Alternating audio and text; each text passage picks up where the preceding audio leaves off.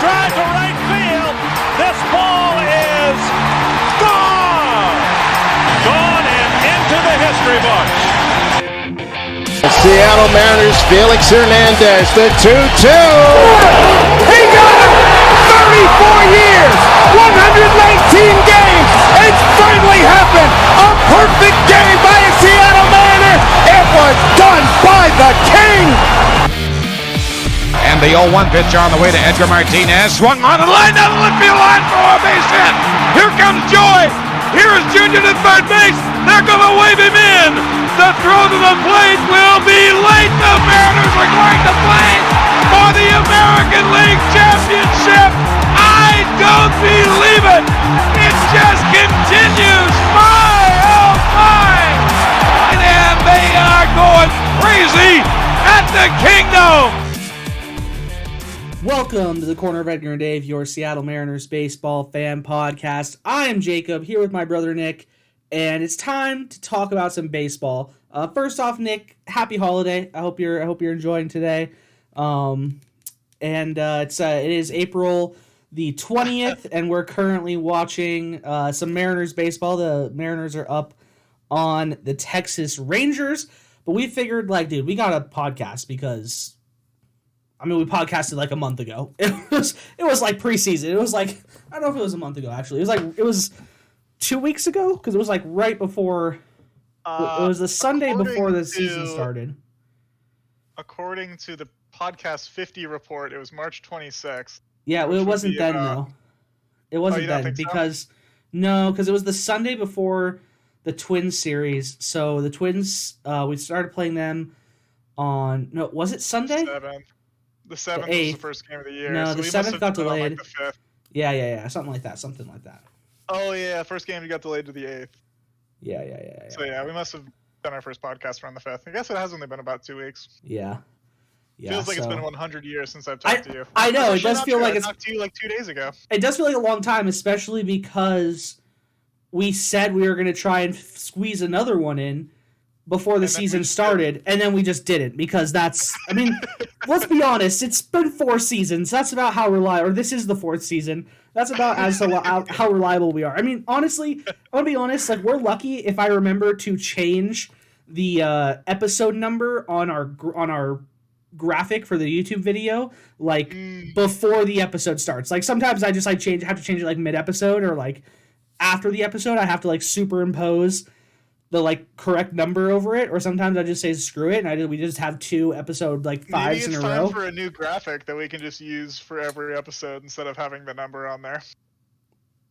If you'd like to do that, it's just pretty basic stuff over here. Literally, you've seen it. I know you've seen it. Obviously, there's no reason for you to watch the episodes, but I know you've seen it before, where it literally just says season, episode. Yeah. Under that is a screen cap of our Discord faces, and it's not even our faces, our pictures, and then a big picture of our iTunes cover, our album cover, whatever you want to call it, the podcast. So branding. Right off the bat, I do think I need to comment. I think on the outro of our last video, of our last episode, I said we're getting Kyle Seager on the pod. And we got to hold to that. So we need to get really popular really quickly. So we need to get a lot better at this. Good luck with that. Fast. Good luck with that. Dude, okay, here's the thing. I was going to come on. The first thing I was going to say was my mea culpas. Because, literally last time we promised, one of our favorite things was doing our preseason power rankings of the team. Our preseason tier list. And, that's just not happening today. I am too much of a bum to put that together. I'm gonna make a tentative. Here's the thing. I've already hurt people, so I can pretty much say whatever I want at this point. We'll do it next time. Yeah, okay. You know what? We'll do a mid-season, preseason. The thing is, instead of a preseason tier list, you can call it an early season tier list, our early season tier list, then our All-Star break tier list. You completely abandoned the concept of the preseason tier list. Well, I'm grouping it in. Sometimes it happens preseason, sometimes it happens, week 6. Like, we'll see. We could. Here's my goal. We'll do it before the end of April. Again, I've already lied, so I can't hurt you anymore. I can't hurt the people anymore. So let's just say, with the track record of us doing episodes at this point, if you think we're gonna get another episode in 10 days, you might be lying to yourself. I think it could happen. You think it could happen? I think it could happen. Wait, let me pull up a calendar here. It's currently, It's the 20th. It's the holiday. I could 100% see us podding next weekend, which would be the 30th or the 1st. So maybe not by the end of April, but okay. I mean, even next Wednesday. I don't know what's going on in your life, but depending on work schedules, next Wednesday. I mean, imagine what if we just did this like actually weekly. That would be life changing. I mean, then we wouldn't have to I couldn't even imagine.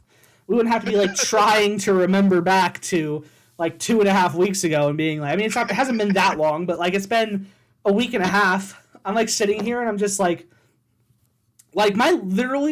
my life has in terms of my Mariners fandom has changed has changed multiple times in the last 10 days, in the last week and a half since do you mean by that? Because I feel kind of similarly in the sense that I was fucking thrilled after the first 2 games, and then I was kind of dead inside after the next 4. Yeah. And now I'm on top of the world again at this point. Yeah, pretty much it right there. So it's going to get into, as we traditionally start. So this is the most we've talked about Mariners baseball. I'm gonna derail us slightly because we're about to do the best things we saw and worst things we saw. And one of my things is not baseball related. So I'll just do I'll do the baseball related one first. I'll do the worst thing I saw first. And for me, the worst thing that I saw was my mentality. I saw into my brain as a Mariners fan after the end of the Twins series and the beginning of the White Sox series. And I'll be honest, that was scumbaggy of me. The way I was feeling inside about the Mariners, what was I doing? What? I feel very similarly. Because I think you could almost... Without you having to elaborate at all. I think, and we're obviously going to talk more about this, but obviously the way things happened is that we won the first 2 games against the Twins. Super close game. Chaos Ball is back. Super close games. Chaos Ball is back. I think fun baseball game. We came back from behind in one in the late innings as we do in the second game, correct? Sounds right. Yeah, Chaos Ball reigns, and then we get Marco gives his first start of the season. Gets absolutely destroyed by the Twins. I mean, the Twins needed to win. That was a tough situation where the Twins batters were just we can't drop the first 3 games. Come on. Yeah, they just exploded. They went crazy. Yeah, they exploded, and then obviously we get shut out. So we split the series with the Twins, but not feeling good about how it ended. We then go to Chicago, so we're still on this road trip, big 7-game road trip to start the season. And the bats are still just not awake. That first game against the White Sox. Just ugh.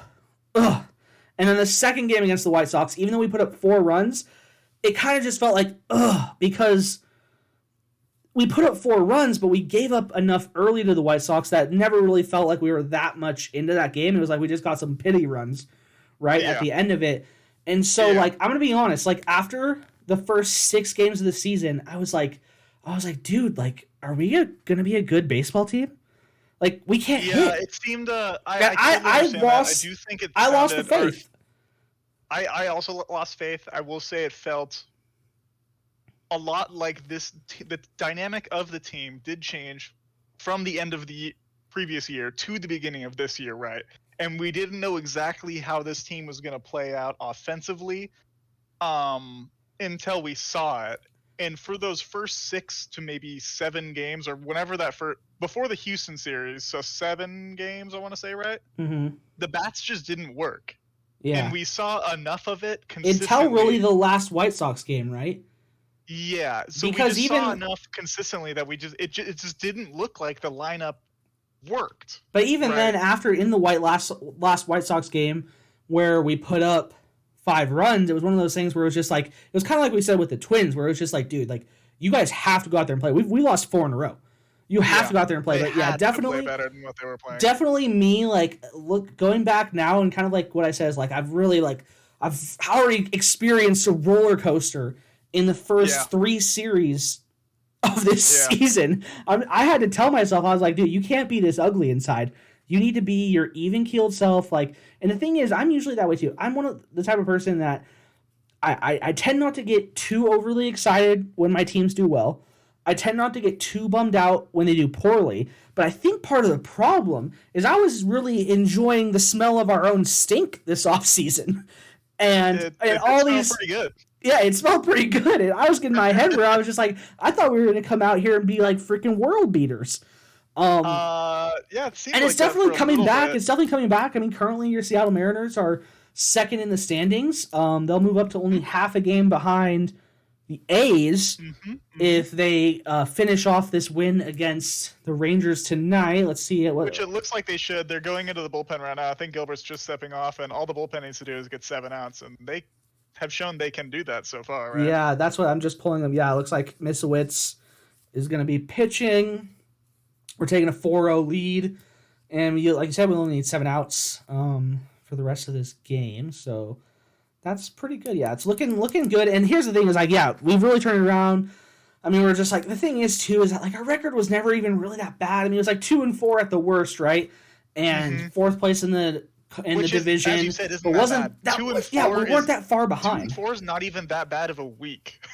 Yeah, we were never like really that far behind. And the thing is, like, we're gonna have more 2-4 weeks as the season goes on. Unfortunately, it's just going to happen. We're going to have 4-2 weeks. We're going to have 5-1 weeks. Like, we're going to, like we're about to have, we're working on now, right? Like, we're working on a series where we win 2 of 3 against the Astros. We're now about to win back-to-back games against the Rangers, who they stink. The Rangers look they really stink. Bad. It's basically just Corey Seager and a bunch of bums. Yeah, with Marcus Semien not playing up to what he's capable of, the Rangers look terrible. Yeah, so I would say the worst thing I saw was my internal brain, as I saw myself like acting like someone that I know I'm not, and getting, I think it's really just like a confluence of all the things that were happening, where I just thought we were going to come into the season so good. I was enjoying the smell of our own stink. Then all of a sudden our bats aren't good, and that was a problem last season, right? It's been a problem for years, right? Where our bats since like 2001. Yeah, our bats just we're not hitting well. Even the guys that are supposed to hit well, like guys that are supposed to be great, show up here and like, we're going to talk about him later on, but like Jesse Winker when he can't get on base, he can't get a hit, right, to save his life. And it's just like one of those things like, dude, like why are we cursed? And that's what I was literally saying, like, I was in my mind, I was like, are we cursed? Yeah, no, like, are we cursed? And that kind of stuff is BS. Even more to that, Adam Frazier looked really bad for the first, he had a slow start to the season. The Astros series. Literally Mitch Haniger, if he wasn't hitting a home run, he was just getting out. Yep. I think his first 4 hits were 3 home runs and a double. I think he still only has extra base hits. I don't think he's hit a single true? So far in the season. Dude, so he's just the new Joey Gallo. Okay. I mean, at this point he met Gino, and he's like, man, this Gino guy's pretty cool. I want to be more like Gino. And so now he is also only hitting home runs. Here's the thing. I know that you've always wanted a Joey Gallo, so this has got to be exciting for you. You got me. I know you've always wanted one. You've always wanted one. So here you are. You're one Joey Gallo clone right there for you. Yep. Best thing I saw. Yep. I actually already sent it to you, so I know that you've seen this as well. But I stumbled upon a kind of almost like documentary series, and it was the Yu-Gi-Oh meta. And it was the first episode. It's the only episode that's been out right now. It came out like 2 weeks ago. I should have wrote down who it was, like Rubendale or something like that. I think it's pretty easy. It's had over a 250,000 or 500,000 views so far in the 2 weeks. So I think the YouTube algorithm is like really pumping it out. That's why it came across my It's a really good video. Table. I like it. You know what it really reminds me of? 2 hours. Stylistically, if I had to bet, if I was able to ask the creator, I bet you he's a big fan of John Boyce, because it really reminded me of John Boyce and the Seattle Mariners, the Mariners documentary. Documentary, and like I that agree. style, that like it was very stylistically similar. So that's why it really caught on me. I totally love that style of documentary too. So I turned that thing on and couldn't turn it off. Dude, it was so funny because I sent it to you and I was like, dude, you got to check this out. Like this. I was like, I think I said like this slaps, and that's all I said. And you messaged me like literally exactly 2 hours later and was like, I just watched the whole thing. Wait, was it even 2 hours? Like, did you watch it on like 1.5 speed or something? No, but I got pretty close to the end and just knew I was going to finish it. Oh, got it. Okay, because I was wondering, I was like, how did you already watch this? Because like I knew I needed to pace myself. It was 2 hours. I couldn't literally just like sit at work and watch this Yu-Gi-Oh video for 2 hours. So I watched like the first hour and then I saved the second hour for the next day. And I freaking, dude, it was so freaking nostalgic. That's the thing I was really getting is like you and I never even played competitive Yu-Gi-Oh, but just like seeing the cards and the way the decks were built, and everything, it was so nostalgic to see the first. It was really only the first like 3 or 4 years of of Yu-Gi-Oh's competitive metagame.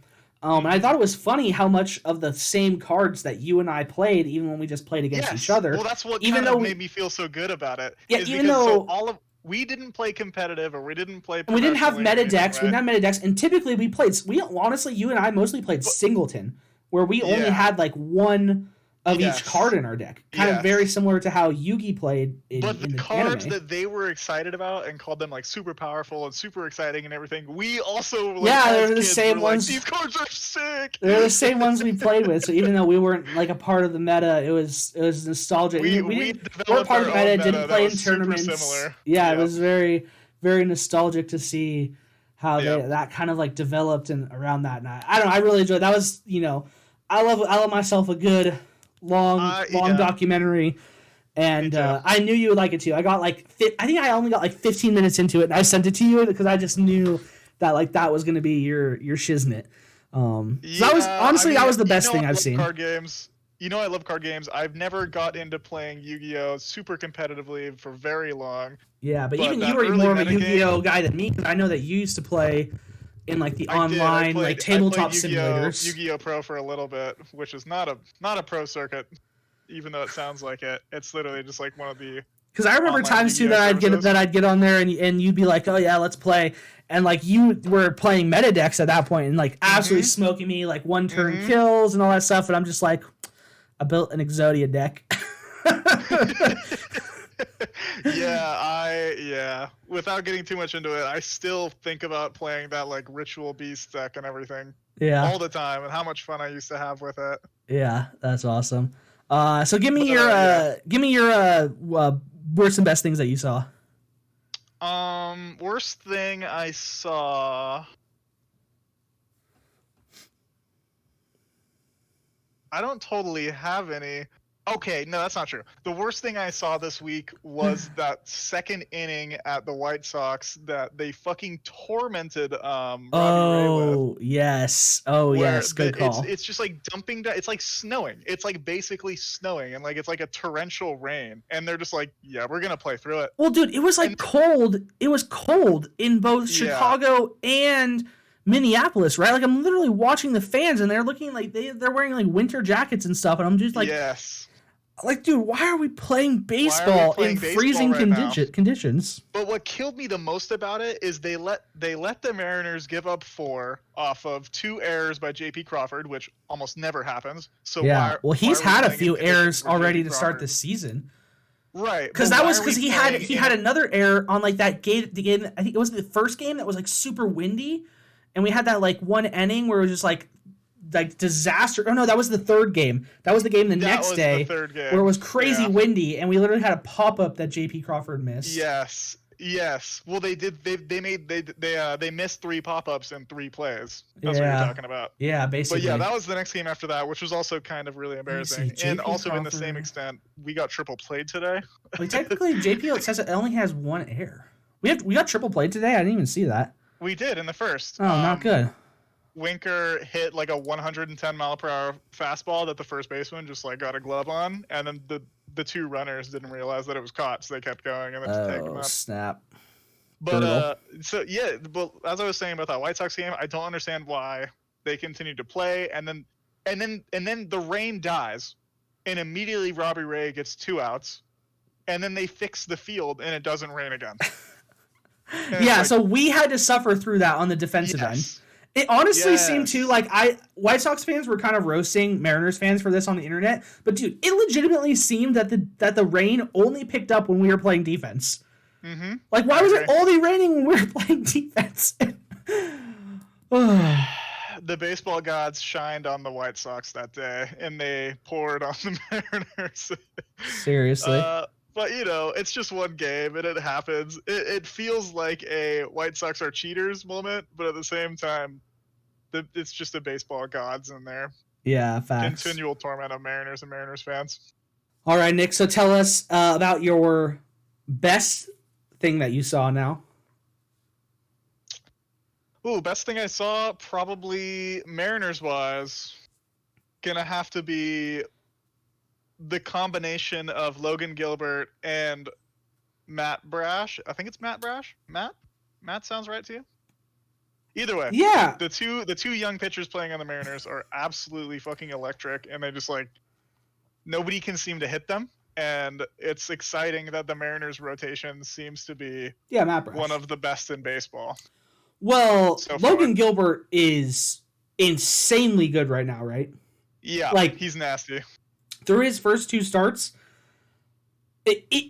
amazing. 1 earned 3 run. starts now. Yeah, today I don't even have his stats for today.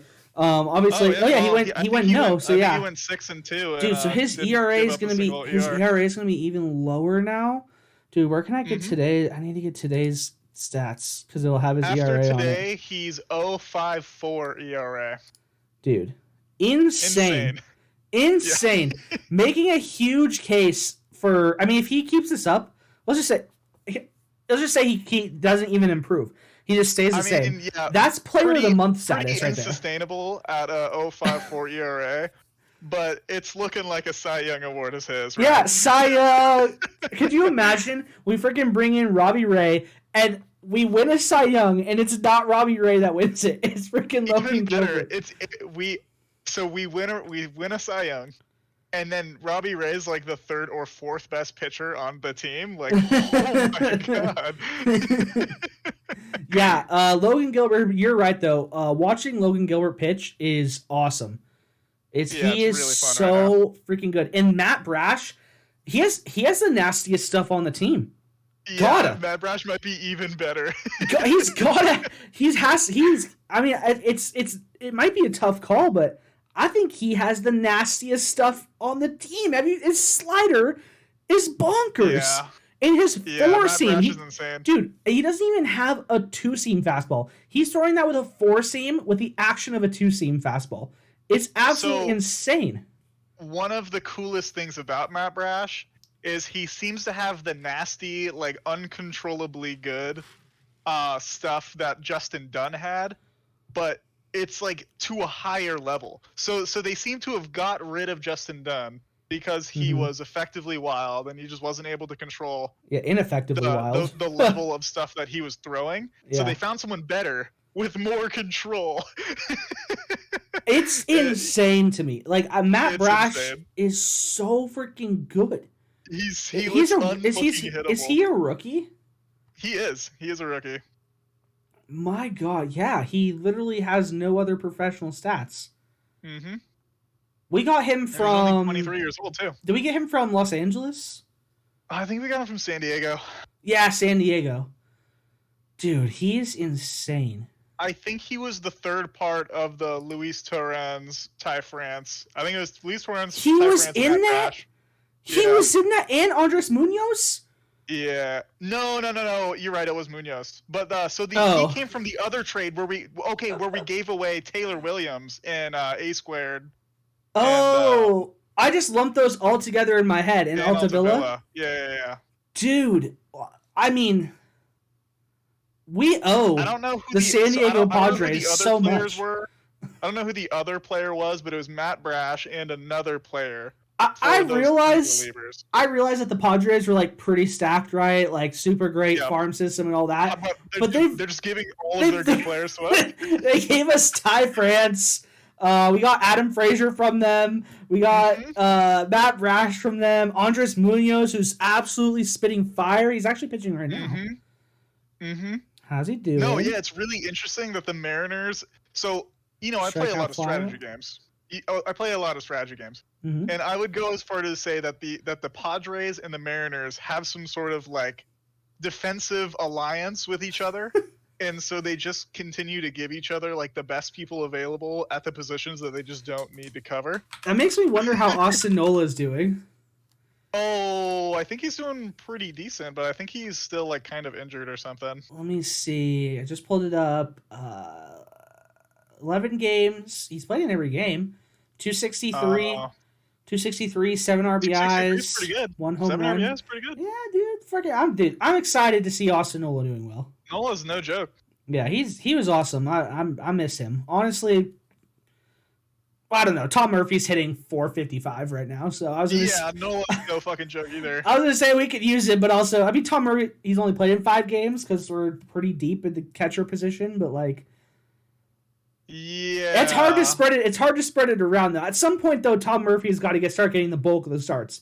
If he's going to hit 450, he should just have them. I'm going to be real with you. Like I know Murphy's significantly worse against right-handed batting, but his defense and power against left is just undeniably better than both of the other 2 catchers on the roster. So you think he shouldn't even be in like a platoon role? Like he should be hitting. He should be.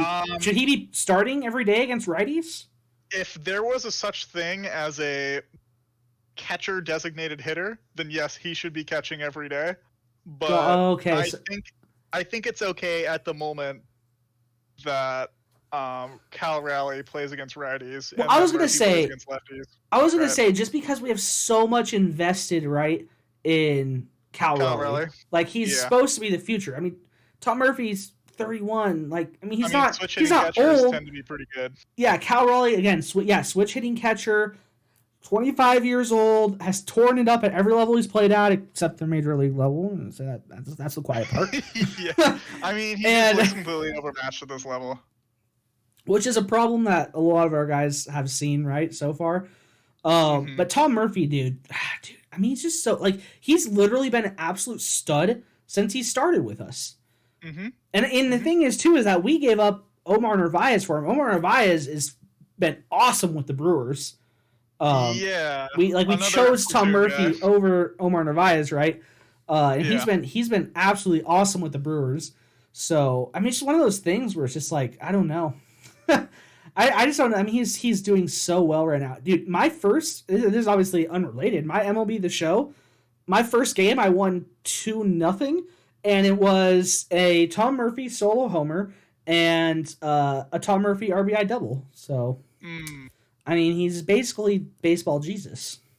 I think I'm going in a very different direction with my MLB The Show team. As far as catching goes, Omar Narvaez immediately took a ball to the head and is out for the season. Oh, shit.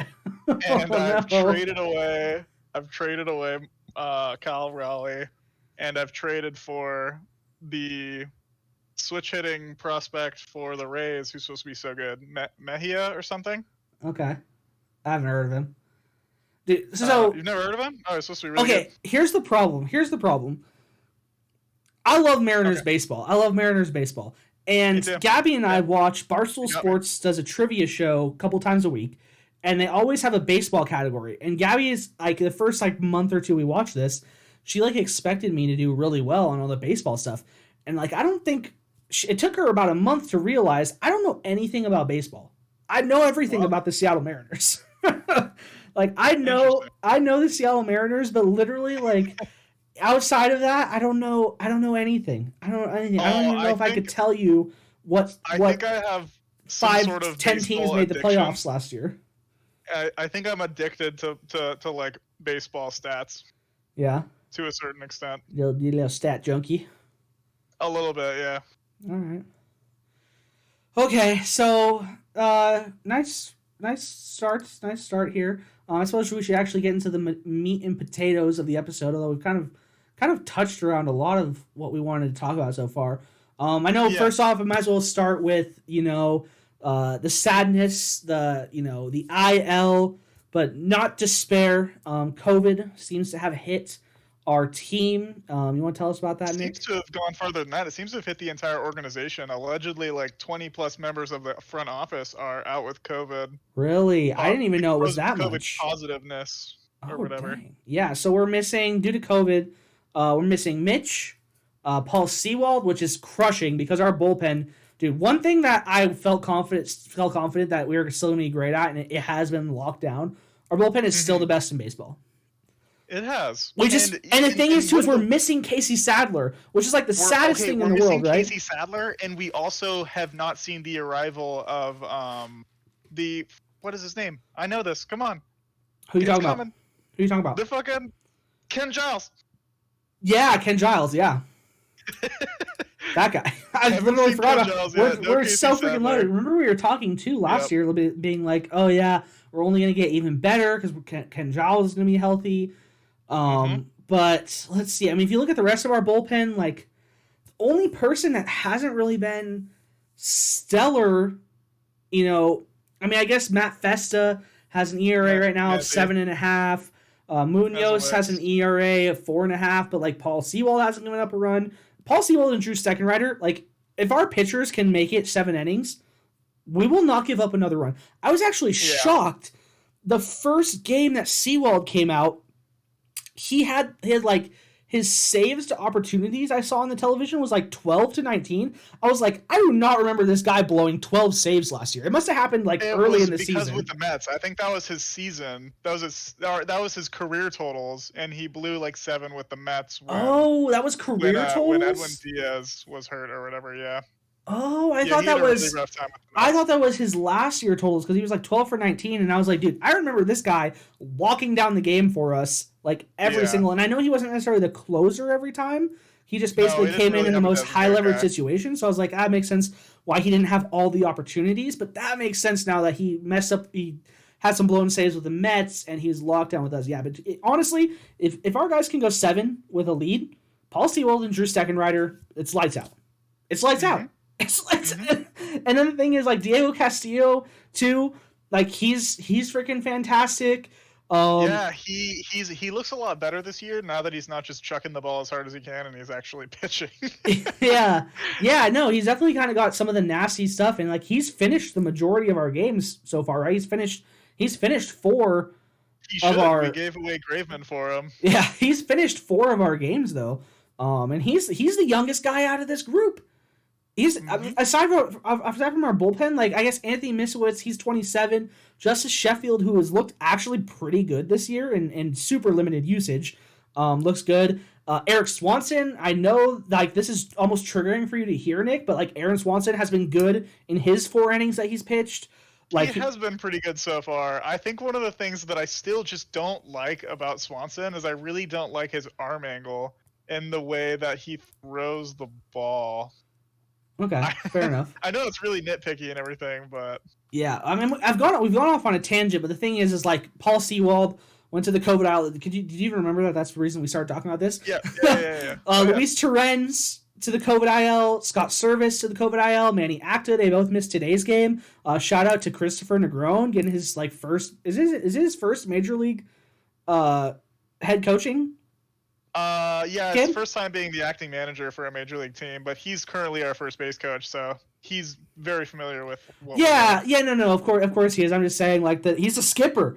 He's the dude today. Yeah. He's got to make all the moves. And the thing is like he is filling in for the man who should have been the AL coach of the year last year. So and he's doing just as good of a job this year, to be honest. Yeah, he is. Yeah, he's been great so far. I mean, honestly, the thing is too, like Scott Service was so freaking memed about his like coaching and bullpen usage, and this is something I'm sure we're going to talk about a lot more this year. Like the dude has locked it in last year and this year, like locked it in. I mean, and I know that he's a big player manager, the kind of guy that like baseball players want to play for, and maybe that helps to some extent too.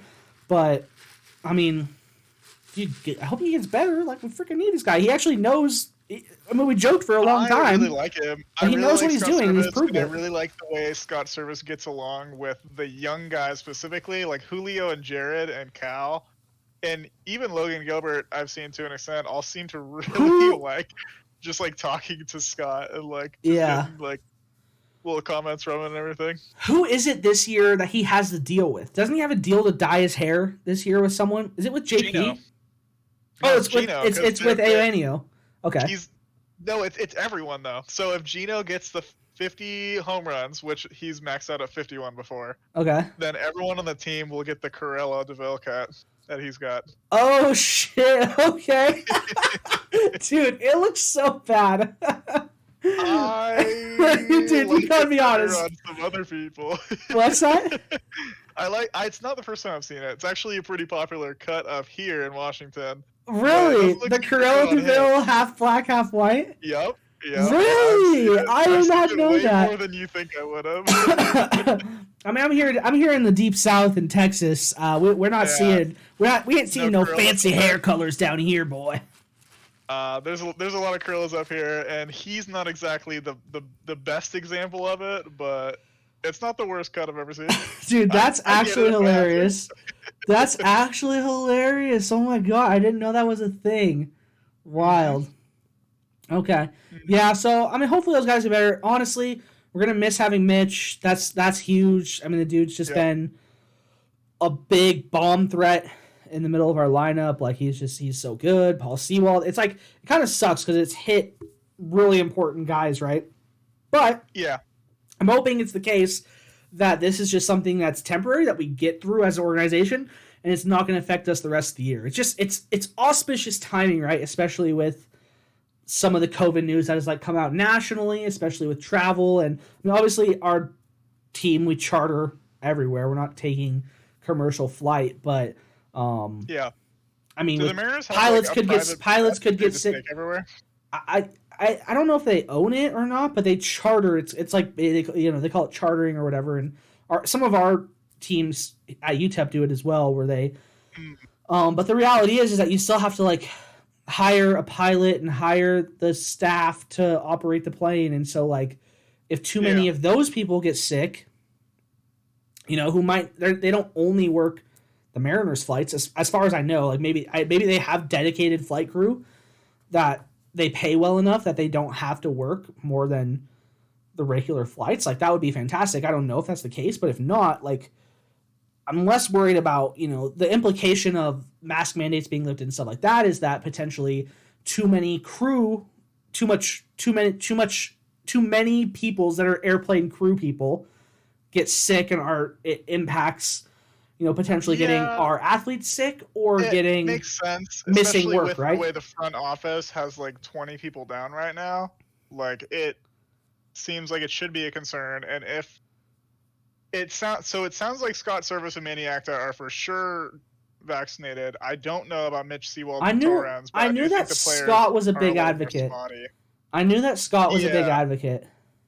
But I really hope the rest of the Mariners get vaccinated and can like not have to make this a major issue for the team. Yeah, it would just be one of those things where it's just like, I get it, it's personal choice, all that kind of stuff. It would just be so unfortunate to like derail such a promising season, right? Like we're literally talking about a season where there are like legitimate source, media members and groups that pick the Mariners to win our division. So it's like, it'd just be terrible to like have something like that derail, something that spirals through the organization, keeps us out, makes us either miss games or play with suboptimal lineups, not have the best people in the spot. Like, I'm calling it right here. Calling it triple? It's a full count? Full count, 3-2. Okay. Oh, okay. Oh, it's a double play. Oh, it's not a triple play, huh? So not a triple is what you're saying. Not a triple. Didn't they already have? We already had 2 out. You were thinking they were going to go for 4 outs this game? No. But I don't know. Can't get triple played twice in one game. That's just shut it down, dude. Season's over. That would be embarrassing. That would be embarrassing. What do you think about I'm seeing his name pop up because obviously he's in on deck going into the bottom or the top of the ninth inning. Who was it? It was the Royals walked Corey Seager with the bases loaded. What do you think about Corey Seager getting the Barry Bonds treatment there? Do you mean the Angels? Was it the Angels? I thought it was the Royals. Yeah, because he had Mike Trout in the outfield going, go, what? Huh? Oh, really? Was it? Okay. Have you not seen the Mike Trout face? Oh, no, I didn't see that. I didn't see that meme. I just saw that Corey Seager got walked with the bases loaded. Yeah. I mean, I don't mind it. If really? If somebody's a $350 million man, he's pretty good at baseball. And if the bases are loaded with no out or with 2 outs or whatever, or okay. I think it was 1 or 2, I don't know. But just give him the 1 run and get the next guy, because the guy batting behind Corey Seager, gotta tell you, is not Corey Seager. Not Corey Seager. Weren't they losing though? Weren't the Angels like already losing in that game? Weren't they down? I believe it was tied. It was tied. Wait, they gave up the lead with that? Yeah, so they gave up the but that's wild. That's wild. It is wild. It is okay, wild. Diego's coming in for the because they save. ended up winning 9-6. All right, so it's not a save. Coming in for the game finish, the hold. I don't even know. Damn. Okay. I really think you can't fault Joe Madden for playing the numbers. Oh, that's totally something Joe Madden would do. That's I should have known it was the A's or the Angels. You can't forget it's him, and he's gonna play the numbers, and they ended up winning anyways. So the Angels won that game? Yeah, the Angels won that game, and they won it by 3. So Joe Madden seems to know what he's doing. Adam Frazier missed out on a 4-hit game on that one. Brought his batting average up to 294 though. So that's one thing too. So like we talked about it earlier, like what do you think was the deal with the absolute terrible start to the season? I mean, some of our guys are still going through it, right? Julio's still got a batting average under 200. Kellenig's got a batting average 200. Toro. I do think Julio has a really good eye for the ball coming into the zone, and he knows exactly what he's looking for, and he's not getting it. I do remember him getting hosed. Holding him in check for not protecting at 2 strikes, and he's been striking out a lot. So yes. Julio's issue is very specific to him, but the rest of the batters, like Mitch, Gino, Winker, Frazier at the beginning. Frazier's looking really good now. Frazier's heated up. Ty started off great. I mean, the people that we don't have to worry about, Frazier, France, Toro Crawford. Hasn't looked too good so far. Kelenic hasn't looked too good so far. Yeah. That's the problem, right? Is that there seems to be like a long list. Like, let me just name off. Here's everyone. This is early in the season. 11 games in, 12 games in, whatever, right? But everyone that's hitting under 200. Eugenio Suarez, Jesse Winker, Julio Rodriguez, Mitch Haniger, Jared Kelenic, Abraham Toro, Cal Raleigh, like. Luis Torrens is also hitting 150. Yeah, what the hell? Like, why is this happening? Like, again, it goes back to like the joke about I was making earlier. Like, dude, are we cursed? Like, what the heck? But like, it can't be the case, right? I think there's 2 things to it, and I'm gonna completely leave Winker and Julio out of it. Winker for a different reason. As I've talked about with Julio, has a very specific case.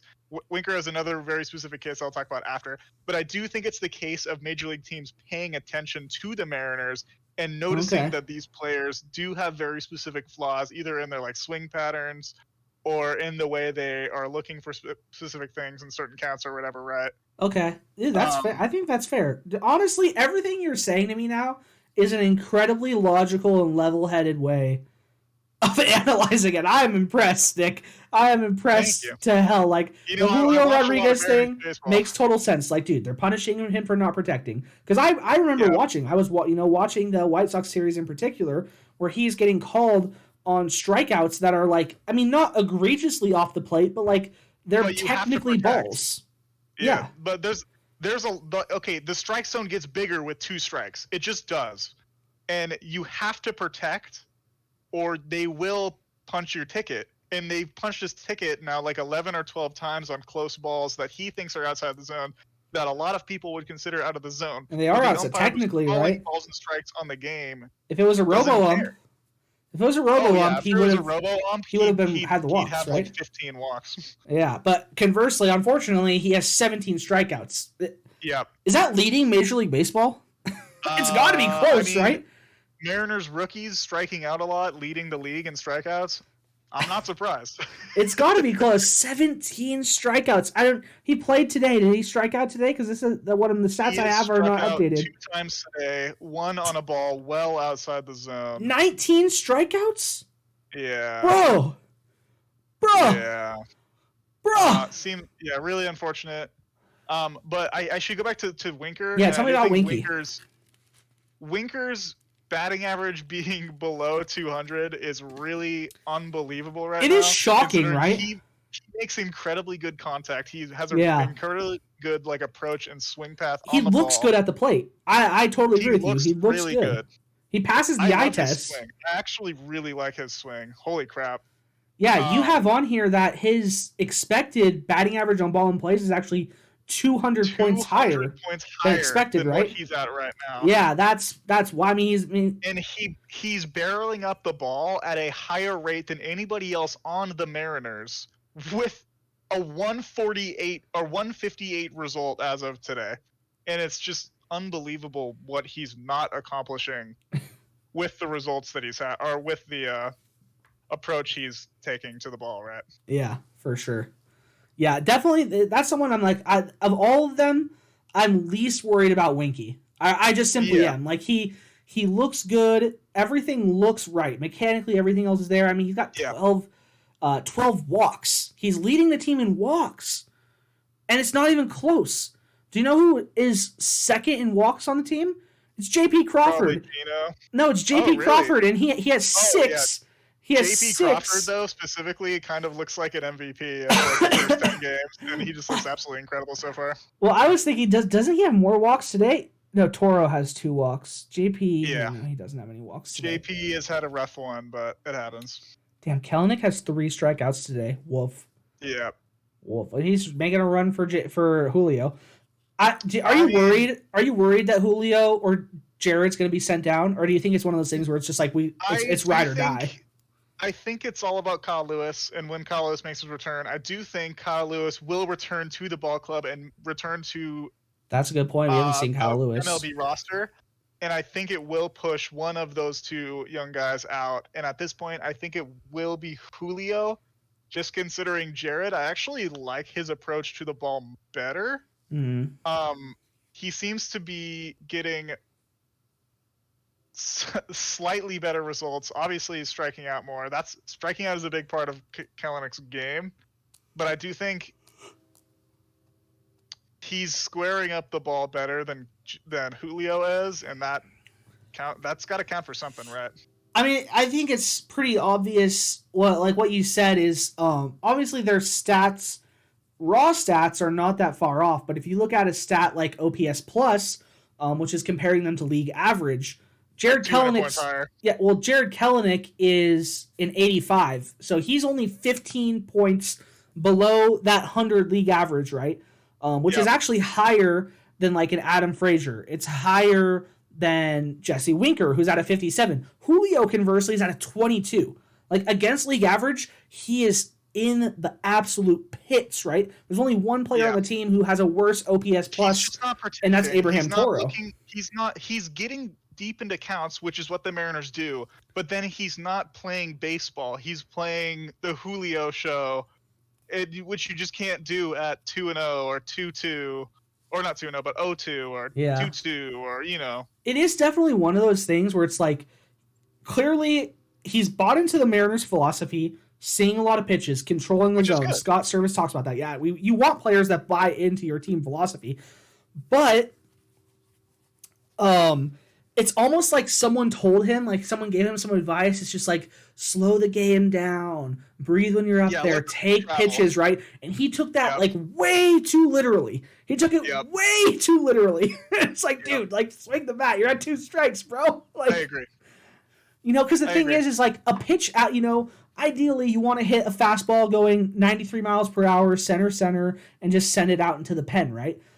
Yeah. But you can get hits off of pitches that are You can get hits off of fastballs that are slightly out of the zone. Just punch that the other way, right? That's exactly what Kyle Lewis is known for. And Kyle Lewis that kind of approach that Kyle Lewis has is exactly what the Mariners need, because the Mariners can hit home runs, but it doesn't seem like they have a lot of guys that can hit the ball to right. I mean, it's one of those things. It is one of those things where it's like any dude, like you and I can even go up there, and if we're on a pitching machine and it's going 93 down the middle of the plate, like you and I can get hits off that. Like it's going to take us a while to adjust to 93, right? But like if you have a pitching machine that's sending it right down the middle of the plate every single time, like anyone can get a hit off of a pitch down the middle of the plate. I'm gonna be honest with you. But the best, I don't know if I could at this point in my life. I believe in you. I believe in you. But my point is though, is that the best players are ones that take advantage of bad pitches, right? But then also can hit good pitches. The best players, like professional hitters, like professional hitter TM Ty France, Ichiro, like those guys get hits on good pitches. Oh no! What just happened? I see a ball hit in play, no out though. Toro just threw the ball away and they scored instead of getting a double play for us. Bro! He just rushed a throw. Bro! So he's going for a double play? To second? Yeah. Second first? I mean, it was a good opportunity to go for a double play. Maybe it might have been a little slow to get there, but he just threw the ball super wide. He just threw the ball to Jared Kelenic in right field. Oh, bro. Okay. You know what? It's fine. We still have how many guys scored? Just one. Okay. Still got a 3-run lead. What, runners second and third? Second and first. Second and first. Okay. It's all good. It's all I mean, good. that was Marcus Semien, Adolis Garcia, and Seager. Ring up. Isn't very good. Ring up Paul Sewald. Let's get out of this thing. Bang, bang, bang. Anyone? Paul Sewald? Take him off the COVID aisle and just. Anyone know what Paul Sewald is? Like, can you imagine? Like the coach is on. He's like, I've always just seen Scott. He just fucking picks up the phone and he's like, "Give me Paul," and then all of a sudden we win the game. I think Negron might be throwing this one. Oh no, I think the Mariners might be throwing this. So Diego's still out there, still throwing, and they have Matt Festa and Eric Swanson throwing in the bullpen right now instead of like second rider. Oh, okay. Speak to me. Just threw to second and gotten out. Runners in the corners now. Oh, it was a hit. Oh, ball in play. Got that force at second. Yep. No sweat. That was another one they probably could have went to on and just didn't. No, you know what? That's fine. We'll get the double play. Dude, Diego, he's cooking with that. Let's see. He got that on a slider. Who did he get the grounder on in the last pitch? Yeah, slider, dude. He's getting that slider. People are hitting it down. Yeah, I really like Diego's slider, and obviously that's the pitch he's been known for since even before he was with the Mariners. But his his sinker doesn't look as good as it was in previous years. Bummer. What were we talking about? We were talking about. No. Okay, we're good. Was it hit far? Yeah, I line drived it right to the left field. Oh shit! In play runs. Oh wait, sack fly. Yeah, sack fly. Dude, no. Okay, first base, 2 outs. We're good, dude. We're good. There's nothing to worry about here. Okay. Diego looks really disappointed in himself, but that's what happens when you give up 2 in 1 inning. I mean, also, his boy his one of his bros threw the ball into right field, so. That's true. What are you gonna do? What are you gonna do? Toro did just decide to play catch with Kelenic in the middle of the game. Yeah, I mean, we were talking about. I think we pretty much covered everything on the lineup. With Winker and expected batting average and the problems that Julio's facing. It's one of the things where it's just like, I think right now, especially with Kyle Lewis still on the shelf, I think we're fine with like a wait and see. Because who else are we really going to bring up? Like, say we send Julio down. Like, dude, there's no rush. There's no rush on Kelenic or Julio with how good the outfield already is. Yeah, and the thing is like we're getting the job done even with them hitting below 200, below the Mendoza. Yeah. Like, we're getting the job done. You know what's really worth saying, though? the Mariners still have one of the best defenders in all of baseball playing in AAA right now in Billy Hamilton. So, and Billy Hamilton is a career 190 hitter. So if we're going to have Jared or Julio hitting below 190, why not send them both down when Kyle's ready to come back? Bring up Billy Hamilton and Kyle Lewis, and that's just a better outfield. Like, it's obviously not the end game goal for the Mariners in the outfield, but it's time to win some games. And if your center field's only gonna hit 190, it might as well be the best defender in all of baseball. Yeah. Well, we just won one tonight. That's a strikeout for Diego to end the game, and the Mariners have won 3 in a row. Good. Yeah. And we're half a game behind the division leading Angels. So, which is another surprise. The Angels, they're good. Yeah, well, I mean, here's the thing. If you're the Astros and you show up to the Mariners' house on the home opener, and you're gonna face my boy Marco Gonzalez, like, I'm sorry, you're gonna get punished. And the Astros came into our house. That's the one series we haven't really talked about yet. The Astros came into our house and we beat them. We took 2 out of 3 against them, with 2 of the wins happening in absolutely dominant pitching performances. Yep. Marco Gonzalez, I mean, especially after having a really rough first outing, right? Which we really should. So me and you were both like, why do they have Kellenic going second in front of Marco? You mean Gilbert? But it totally, yeah. Why is Gilbert pitching ahead of Marco? I'm a homer. Here's the thing. I love my Gonzaga Bulldogs. I get it, seeing how good Logan Gilbert has been, but part of me was like, bro, like, Marco hasn't earned this. Like, this is your opening day starter for the last 2 years, and he's not at least like the number 2 guy. Yeah, he got the home opener. Like, respect, dude. So, Scott. Yeah. Love you, Scott. Attaboy. Yeah. Attaboy service. I love Marco, and I'm really glad I got the home opener. Yeah, and he was an absolute stud, which, I'm going to be honest, I mean, this is going back to Negative Thoughts Jacob. That first game against the Twins, didn't like what I saw. Marco, I was like, bro. It was what it was. Hey, you know what I think is really worth talking about? So, baseball as a narrative, or the narrative of surrounding baseball after Justin Verlander's start, where he almost threw a no-hitter against the Mariners. No, you're talking about Clayton Kershaw. Oh wait. I thought never mind. What, Justin Verlander? No, that was Clayton's perfect game. That was yeah. But so I thought game that's what 2 you were in the talking Astros series. Got it. Wait, Verlander's back? I thought he was still hurt. Verlander's back. And he pitched in that game? He went 9 shutout against the Mariners. Uh-huh. Oh, right. Okay. Against Chris Flexen. And the narrative around baseball was that Chris Flexen just didn't throw well. But Chris Flexen gave up 3 and 6. That's a quality start, and I thought Chris Flexen threw really well. And unfortunately, the bats need to at least put up 1 to win a baseball game. Yeah, I remember thinking that too. So Chris Flexen, obviously, if you're just looking at raw numbers, if you're just looking at raw numbers, like Chris Flexen has an ERA over 5. He's given up 6 runs in 10 innings. That's not good. That's not good. I'm not worried about him though. You can't win a game if you don't score a run. Yeah. So why he got narrative Felix against Chris Flexen here when the bats just didn't work against Justin Verlander? Yeah, he got the Felix treatment. That's how you know he's the king. That's like Flexen's the king. He's gonna flex on him. Now he got the Felix treatment. That's how you know he's doesn't look as good as he did last year. I have faith, he might though. Have regressed a little bit. Maybe. I mean, it's the thing is like, that's to be expected, right? Like, that's what happens with these guys that come out of Korea, right? Like American baseball players that go over, whoop ass in Korea and Japan, and then come back. Like, they always have a really great start, it seems like, and then they can potentially fade. I have faith. Do you think it's like a knowledge thing? Like, do you think it's because teams don't know exactly what they did to get so much better in the other regions? And then when they have a full year worth of data on someone like Chris Flexen, they just adapt to him better than he adapts to the league?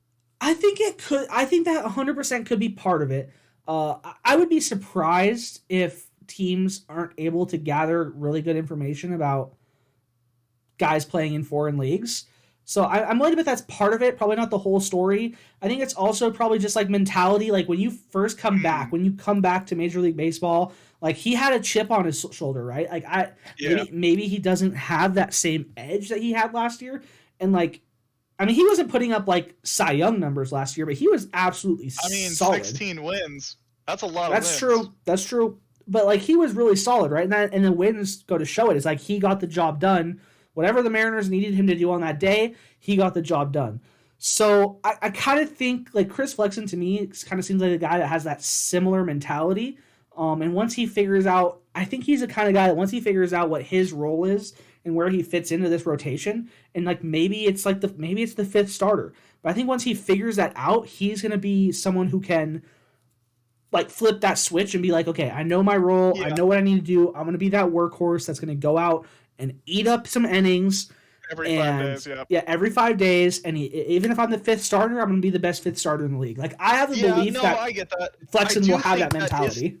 At the end of the day, or in the long term, where he fits on the team, that is about where he's at. Realistically, if the Mariners didn't acquire any more pitchers for the next 3 years, a really good 1, 2, 3, 4, 5 rotation the Mariners got would probably be Robbie Ray, Logan Gilbert number 2, Brash number 3, Gonzo number 4, Flexen number 5, and I think that's one of the best starting pitching rotations in the league.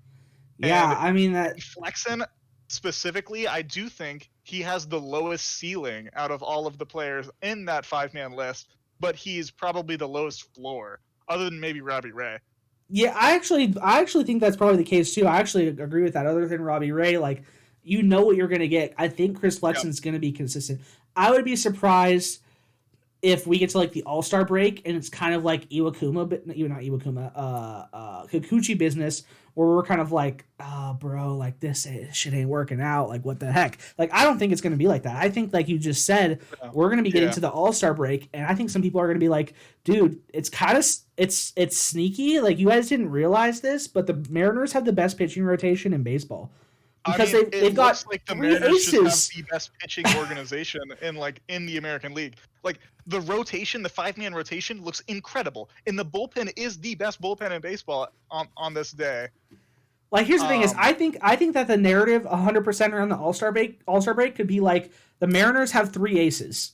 And like you and I, we're gonna be like the Mariners have 4 aces because Marco's a fucking stud. But if Flexen pitches as good as he did last year, the Mariners just have 5 aces. Oh God, give me 5 aces, baby. Let's go. Like we're injected in my veins. We're looking like a 2012 Tigers team. Okay, one last thing I have to mention. Or do you want to talk about Byron Buxton? You put some Byron Buxton information on here. I didn't hear about this. Yeah, Byron Buxton. I did want to bring up the reason the Mariners lost at least one of those games, that third game specifically is because Byron Buxton just showed up, said, you know what, it's time to get that first win. Was that like, took it. Did he have like 3 home runs that game or something like that? He hit 2 home runs. 2 home runs. But he did hit 3 home runs in the series. Got it, okay. But that's what you meant. So he didn't actually hate. I thought you were going to tell me a story where after the game he was like, I hate those scumbags in Seattle. No, but I mean, he kind of did with his baseball actions, and also dude, he's on the good, 10-day IL. He's on the 10-day IL. Oh. He's just hurt. Like brutal. He killed the Mariners and then decided he didn't want to play baseball anymore for the next week. Dude, he's one of those guys like. He doesn't look like a power guy to me, but dude, he hits the ball so far. Like, what the heck? He's just kind of a Barry Bonds player where he's just like the epitome of what a 5-tool player is. And if that kind of player with that kind of physique and physical prowess, like squares of a ball, like it just goes really far. But he's not even like that big though, is he? Like, am I wrong? He looks skinny to me. Compact. Byron Buxton is like a really compact, like well-built person. Yeah, I was like, dude, this dude's like fast. Like I thought he was like a speedy center fielder, and all of a sudden he's just absolutely hitting piss missiles on us. I just was like, dude, what the hell? I think he always has, but he just hasn't done it super consistently because he's never played more than like 120 games in a season, right? Oh, so he's injury prone. Got it. Yeah. Oh, yeah. I mean, just looking at his frame, I would guess he's injury prone. Like, he reminds me of almost like a D. Gordon, where just based on like the size of his body and his frame, like it doesn't surprise me that the wear and tear of a Major League Baseball season can like wear him down. He's just like a reincarnation of Barry Bonds that can't seem to not get hurt. Like, realistically, and probably isn't doing steroids. Realistically, there could very well be 2 or 3 players better than Trout in baseball at the moment, and it's probably Byron Buxton, Juan Soto, and maybe like Bryce Harper, right? Mm-hmm. Okay. Or no, it's Juan Soto, Byron Buxton, Jose Ramirez. Oh yeah, Jose Ramirez. We were talking about him before we started podcasting. And he Grand just Slam decided today. that game 3 and game 4 that the Twins were going to win on those days. Yeah. Okay, so that's what you're talking about. Than MVP has. Okay, the last question I have is, and this is kind of, I'm picturing, the meme from The Office where it's like corporate wants you to find the difference between these two pictures, right? Okay. Yeah. Is Kyle Seager and Eugenio Suarez like literally that meme?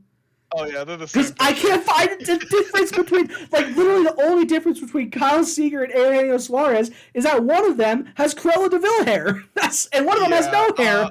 I mean, that's what I was trying to tell you before the season started. You were like, I just don't think Suarez is that good, and I'm like, well, Kyle Seager was good, so they literally profile to be the exact same player. Which is so interesting that the Mariners just like hitting 190 with like 100 RBIs. I mean, dude, the dude's got 8 RBIs. He's second on the team in RBIs. Yeah, he just shows up and does what he needs to do. Well, okay, you also got to remember he's also like a fucking. Wait, he's got 3 home runs already too. Yeah. He has 4 walks on the season, dude. You can't tell me he's a walk. Okay, but he is like, so like I'm sure you've heard of the 3 true outcomes. He is 100% a 3 true outcome player. Got it. He's also pretty clutch. Okay, so he's a strikeout, walk, or home run guy. And I do think last year was his major down year, but they also like the Reds were like, yeah, we don't have a shortstop. We're gonna move you to shortstop, and you need to be a lot better at fielding. So I do think he took a big step backwards with his bat by just trying to become a better fielder. I see what you're saying. He had to divide his attention. Position again, he can just hit and play baseball. Got it. Okay. I'm happy to have him. Like, I love Kyle Seager. It's just one of those things where I was just like, dude, this is the same guy. Like, it's the same. Why don't we just keep Kyle? I love Kyle. Kyle Seager's doing what he wants to do. He gets to go home and hang out with his kids. And also, we have another clone of him playing third baseman on the Mariners still. And he doesn't even have to be the fucking person who gives like facts. Heyman have you seen his fucking news information? Kyle Seager's wife is always tweeting pictures of their kids watching JP Crawford at bats because they're like, really? Apparently JP Crawford is their favorite player. I'm not too surprised by that. I get it. JP, Mitch Haniger, and Kyle Seager were like really good friends allegedly. And I knew that JP and Kyle were with their kids and stuff. Okay, yeah, I knew that JP and Kyle were. I didn't know Mitch was a part of that little menage. I think they were the 3 amigos last year. Hey, got it. Get away from that. Come on, buddy. All right. Well, that's pretty much all I have for this week. Anything else you got? Who do you think the MVP is going to be? Ooh. I gotta go. I mean, am I lame enough to just go with like Mr. Consistent, like Ty France, who's just gonna be there for us all year? Like Ty France is literally. You know what Ty France reminds me of? Ty France is literally like your childhood blankie that you just like kind of keep with you. You don't need it anymore, but sometimes it just feels nice to like rub your face against. Yeah, like, I get that. Like Gabby, for example, she has her like Eeyore doll, right? That's been with her forever and ever and ever. And it's just that comfort blanket. It's not that you necessarily need the Eeyore doll. It's that it makes you feel better to have the Eeyore doll with you at all times, keep you safe. I like that pick. So it's like Ty France is like to me, Ty France is the Mariners' Eeyore doll. I like that. That's really funny. That's a really funny comparison too. Like I just feel safe, when Ty France comes up with runners in scoring position, or any situation whatsoever. I'm just like, I feel so safe right now. I'm in a real safe place. All right. So speaking of Mr. Consistent, how many big flies do you think he's gonna get this year? Ty France. Yeah. Honestly, like I'm shocked he already has a couple, because that's not like really his game, right? Like he loves to just go oppo, like grounders. Like he just loves to just go oppo grounders, like right between the first and second baseman. Especially if runners are on. Like that's where the dude makes his money. Ty France is like, if you're gonna cover first base, I'm gonna punish you. I'm gonna hurt you. That's Ty France's thing. He's like, oh, you want to make the oppo hole bigger for me? Beautiful, let's do it. And he's just like, punch it through. So you don't think he's gonna like hit any home runs? You think it's just gonna have like the 5, maybe 10? What's Ty's career average like that? I mean, he had 18 last year. 2 seasons. Yeah, he had 18 last year. I mean, he's played like other seasons. Yeah, I mean, 15 sounds right. 15 to 20. Like, I'm gonna go with 25. Oh, you're gonna think he's gonna get up there, huh? I think Ty France is the kind of guy who's just gonna consistently get better over like this year and next year. Okay. I think he's gonna get to at least 25 and then probably 30 next year. Is he gonna get enough opportunities? Because he's probably gonna lead the league again in hit by pitches. He's already been hit. He's already been hit 3 times this year. I think he's gonna get at least 600 at bats. So 30 home runs and 600 at bats. That's not too crazy. Okay. As long as you square the ball up. Is there anyone you like for the MVP? Team I'm gonna say JP Crawford. Mariner valuable player. Either JP Crawford or I think Jesse Winker is gonna get on track and just hit like 350. JP Crawford's a good pick too, just because he's such an emotional leader for the team that like it bumps up what he adds in production value, right? Because like dude sets the tone. Like, is there anyone else that bats like 6th and 7th in a lineup and just absolutely sets the tone for the entire team than JP Crawford? No, not really. I do think having him hit 7th, 8th, or 9th was a huge mistake for the first week. I do think realistically the batting order should be Frazier, JP, Ty France, and then you just put the big bats in the 4, 5, 6 spots, right? You think so though? Because yeah, I mean, I think especially now as well. Anyways, I think once Mitch comes back and once Kyle Lewis comes back, like that really clogs the front of your lineup. Like I think that it's going to end up being maybe through the majority of his career that JP Crawford is hitting in like the 6th, 7th, 8th slot. Like honestly, okay, having him 9th was wild to me, right? That's wild. I'm not here for that. Like that's where I'm like, Scott, man. No, I know you're a genius. Exactly, right? I just want to be like, Scott, I know you're a freaking genius. I'm not here to question you, but bro, 9th, bro? I mean, it makes sense. So it makes sense with the identity of the lineup. So realistically, Adam Frazier and JP Crawford are very similar hitting style type players. And so in modern day baseball, you have like the secondary leadoff man.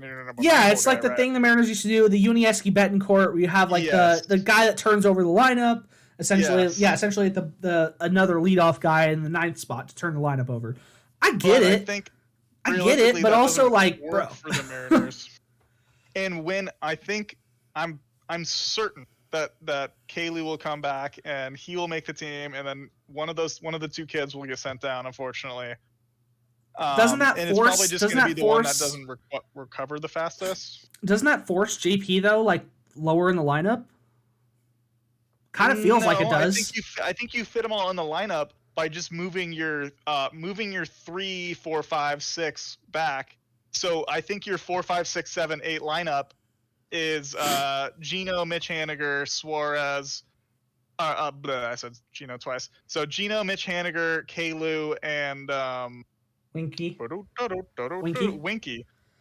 So I think you have your 3 most complete hitters in your 1, 2, 3 spot, and then you just stick the big bats as your 4 through 7, and then it's just your 3rd outfielder plus your Toro or whoever's playing, or your catcher Murphy, playing 8 and 9, right? All right, I can dig it. I'm liking what you're putting down. All right, that is gonna be it for us though. As promised, next week will 100% most certainly it's gonna happen. before this month is up. Our beginning of the season tier list. That's certainly going to happen next week. I can't imagine a world where it doesn't happen. So y'all can look forward to that.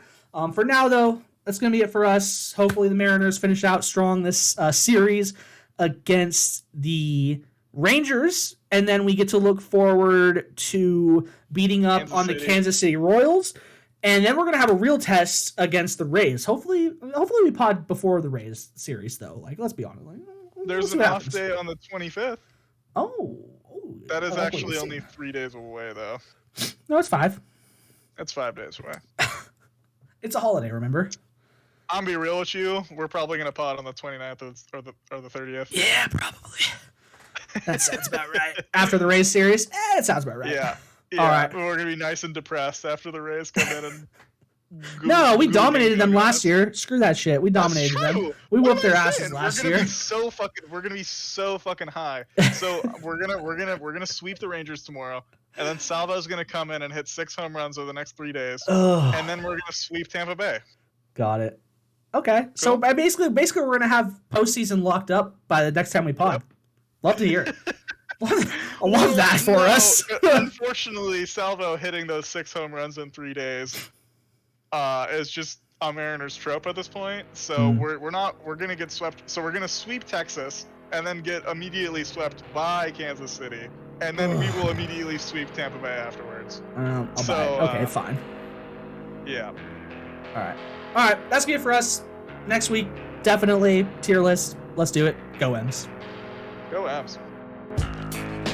There's a drive, deep right field, say goodbye. Hey, Lloyd, do some delivery for the truck.